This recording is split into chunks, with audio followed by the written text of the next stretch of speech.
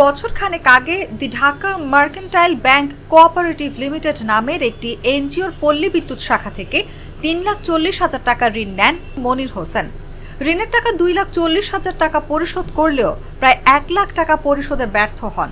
পরে এনজিও কর্তৃপক্ষ chief metropolitan magistrate আদালতে একটি মামলা দায়ের করেন। ওই মামলায় ঋণ গ্রহীতা মনির হোসেনের স্ত্রী হানিয়া বেগমকে আসামি করা হয়। পরে পুলিশ তাকে ও 2.5 বছরের ছেলে রায়হান এবং 14 মাস বয়সী ছেলে মাশরাফকে থানায় নিয়ে আসে। যে আমি কিছু টাকা তুলছিলাম 3,40,000 টাকা, তো 2,40,000 টাকা দিচ্ছি, আরো সঞ্চয় জমা হয়েছে, তো ওনাদের কিস্তি 1 লক্ষ টাকা বকেয়া পড়ছে। তো মাঝে মধ্যে দিয়েছি, ওয়ারেন্ট কোনো কাগজপত্র কিছু দেয় নাই। হঠাৎ করে আজকে রাত্রে 10:30টার সময় যায় পুলিশ আমার ওয়াইফ এবং বাচ্চা দুইটাই বুকের দুধ খায়। গ্রেফতার নারীর স্বামী মনির হোসেন বলেন, ঋণ নিয়েছি আমি, আমাকে গ্রেফতার না করে তারা আমার স্ত্রী সন্তানকে থানায় নিয়ে আসছে। ছোট্ট ব্যবসা করতাম, লোকসানের মুখে পড়ায় কিস্তি দিতে কিছুটা সময় নিচ্ছে। তো টাকা আমি তুলছি, আমার ওয়াইফ দিছে চেক জামিনদার হিসেবে। এখন ওনার নামে কিভাবে এটা মামলা হলো আমি জিনিসটা বুঝতে পারলাম না। মামলা হলে আমার নামে হবে।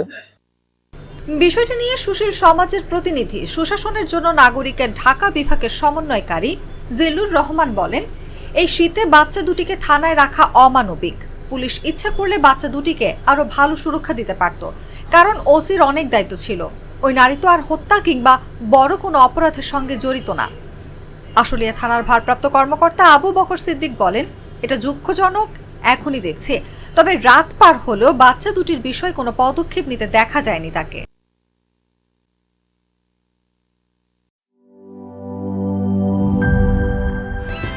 Hydrostatic pressure test. আরে পাইপ তো ফ্যান্টাস্টিক। Impact test. দেখেন কত চাপ নেয়, প্রেসার যতই হোক এই পাইপ ভাঙবে না। মাটির 1250 ফুট পর্যন্ত গভীর চাপ নিতে পারে আরএফএল ইউপিভিসি গ্লাস পাইপ।